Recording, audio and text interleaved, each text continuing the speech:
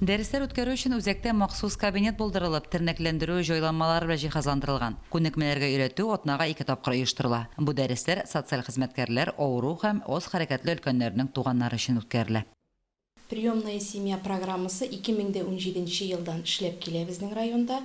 Моның өчен инде өлкән кешенең стационар ярдәмгә мохтаҗ булуын раслый торган кәгазе булса, безнең үзебезнең бүлеккә мөрәҗәгать итеп, алар инде нинди документлар кирәк тапшыралар һәм инде без бу өлкән кешене шушы гаиләгә урнаштыра алабыз.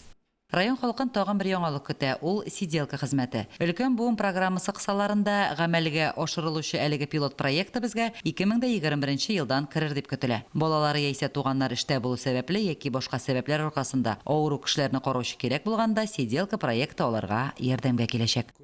Әгәр дә урын өстендә ятучы өлкәннәребез карарга ярдәм кирәк булган инвалидларыбыз булган очракта 24088 телефоны аша шушы ярдәмне алу өчен бүлеккә мөрәҗәгать итә алалар. Юкка гына картаюны карт аю белән чагыштырмый өлкәннәр. Кемнәргәдер матур, сәламәт картлык язган, икенчеләрен каты авыру түшәккә яккан. Балалары булып та картлар йортында яшәүче өлкәннәр бар. Имин картлык өлкәннәрнең иң зур хыялыдыр ул. Лилия Шәймиева, Динар Минхаҗев, Мөслим телевидениесе.